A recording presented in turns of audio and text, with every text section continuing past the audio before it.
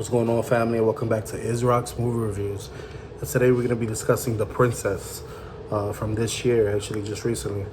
I was scrolling down Hulu, and I happened to catch this movie. I was watching it with my daughter, my wife, and my little man, and I was like, you know what? I saw the trailer, and this movie really intrigued me. I was like, wow, it's like a mixture of basically a Disney movie, Aurora, Sleeping Beauty, and that kind of realm, and then it gives me like that raid feeling, you know what I mean? When you have to go uphill basically to catch this gangster or drug lord.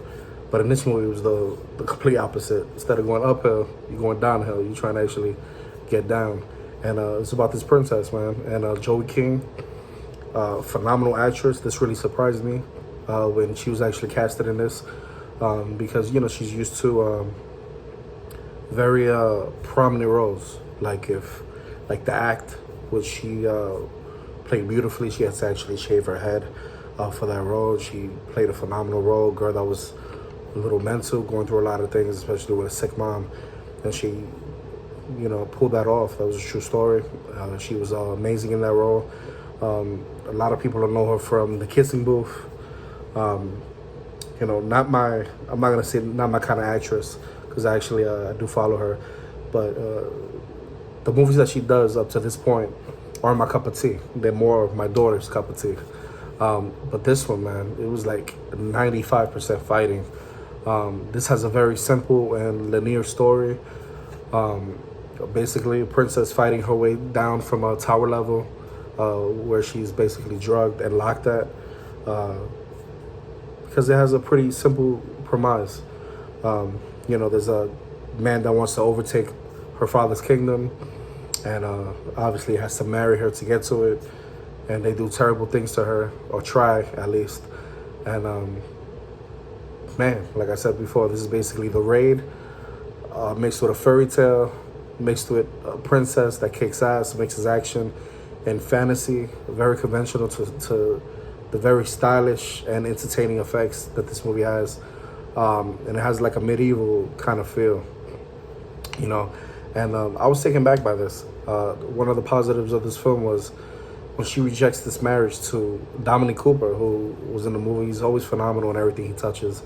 You know, soon after this rejection, you know, his name is Julius in the movie, and he leads a coup of men basically against the family and its kingdom, you know, taking the princess hostage and intending to force her to get married.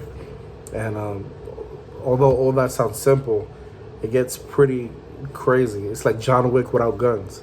You know what I mean? It's very outlandish. The movie wasn't terribly written, I believe, and the action sequences were sometimes laughable. But that's what this movie is. It's one of those movies that, although it has a lot of flaws, it's very outlandish at the same time, but it's very fun. It's very unique. It takes a princess movie and flips it upside down, which I loved. You know, the princess is basically the main character in this. You can tell that Derek Kolstad, who created the John Wick franchise, definitely had play in this. You know, the script here was acquired by 20th Century Studios, and the movie was originally for Hulu. You know, the movie certainly well within that mythos, you know, that John Wick kind of mythos. I feel like a movie like this, even though I feel it's a standalone for the most part, especially the way it ended, but I would not be surprised if it has a sequel.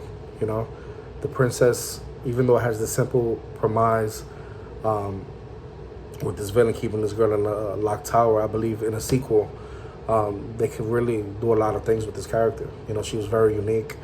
The combat training, you could tell that Joey, you know, she put on some muscle for this. You could tell her body frame. She looked amazing, you know. And then she partners up with Linh, basically a woman, or her trainer in the movie, who basically trains her throughout the film. You know, they show these montages, and later on in the film, they actually, you know, get together and actually fight off a lot of these men. And Linh is played by Veronica Ngo, who was phenomenal, you know what I mean? And they fight their way through the castle and eventually rescue the family, obviously, you know, spoiler. And I think it was beautiful. It had this Disney-esque setting, also with this hard knuckle claustrophobic ride, kind of roller coaster feel, where I felt like because she has red hair, and she uses a bow and arrow and a sword, she gave me that Meredith kind of feel. And then when her mentor Lynn comes in, she's Asian, gave me like that Mulan kind of feel. So it was like two Disney characters in one just fighting, and you get the raid and kind of this dread kind of feel. It has that just dread kind of feel also, as the castle is basically utilized for all the manner with sword fights, fist fights, and chases that, per the standards of John Wick inspired projects, this actually kind of lets you breathe, and it flows, and it's well timed choreography, and it has these long interrupted shots that I liked, and you get a useful glance of the castle in general and all its nuances. I love the way you have these pockets and these secret sections that lead you to other rooms, and she knows them by heart. Obviously, she lives in the castle, and I thought that was so unique. She embodies, Joe King to me embodied the typical princess, right, in a gilded cage archetype, right, whilst also combining it with this kind of subversive humor, and genuinely impressed me with her stunt work. And she spent a lot of time in preparation and came across as a true performer in this. She did a lot of her stunts in this movie, and the final product, you can tell it really paid off. Dominic Cooper, he's quite fun, very hateful as Lord Julius, and I feel like the movie does a solid job of making him this hateful man, a scum. We can't wait to see taken down with a peg, and it's not cartoonish, it's not outlandish. You can tell that he does a good job being a bad guy. I love him as a bad guy.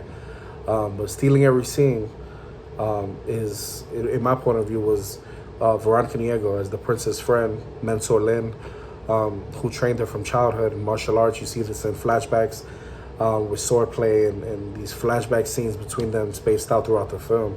And they do a solid job of adding credibility to the scenario, as well as making us care about their relationship. The princess obviously isn't a flawless movie, as there are moments such as, a running gag with an obese knight or mercenary running about the castle being more of a limping gag that isn't funny as the movie, but it does make you laugh, especially towards the ending. And it's undeniable that we've seen takes on a badly behaving princess, but this movie takes the top notch, and that range from the throwaway joke in Shrek the Third, if you do follow Disney, to the more front and center approach such as this movie. And it's paced well, man. It's only an hour and a half, and the movie just flies by. There's no gaps. I think the movie was edited well. The cinematography is beautiful. There's a scene where she but she gets kicked out the castle and falls in the water, and I believe that scene was beautiful. You could tell the water when you see the landmark and you see the castle from the outside. It's things that I haven't seen in a movie in a while. The princess takes classic fairy tale tropes, places them in an action movie frame that I think worked well, and it did copy certain things, and it was very similar to, they took pages out The Raid, they took pages out Judge Dredd, and they gave us this stylish and violently, this movie is violent, entertaining good time. It is rated R.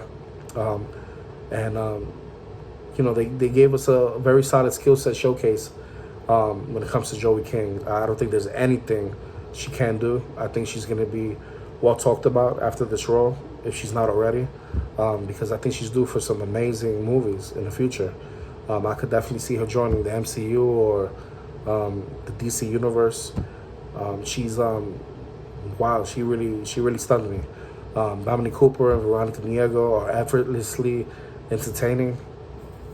Hope to see more work from all of them, actually, and the action from Levan Kiet in the future should be definitely rewarded in other movies. I would like to see this choreographer in Shang-Chi, Mortal Kombat. You know what I mean? I think he really set the standard. But from start to finish, this movie was... I gave it, basically, if this movie was a 1 to 5, definitely 4 stars. But 7.5 out of 10. I give this movie, you should definitely go watch it. It's streaming now on Hulu. Definitely watch it with your family, especially if you have little girls. Might be a little violent, but this is one of those movies where, funny to say, it kind of uplifts, girls. The dynamic between her relationship with the father and Joe King's character was very, very, I'm not gonna say brutal, but it was vital. He didn't want her to be a knight. He didn't want her to fight, obviously, right? We don't want to see our daughters fight or anything like that. But when he actually does see her in action, oh my God, puts him to tears. After she basically saves her family, saves the king, and you're in store for a good movie. This was actually one of the surprises for me this year so far, and look at it. Yeah, I didn't have to go to the movies for it. It was right at home. So definitely go check it out. If you like this review, hit that like button, hit that notification bell. And if you want more content from me, please spread the news. Israel's here. Till the next one. Peace.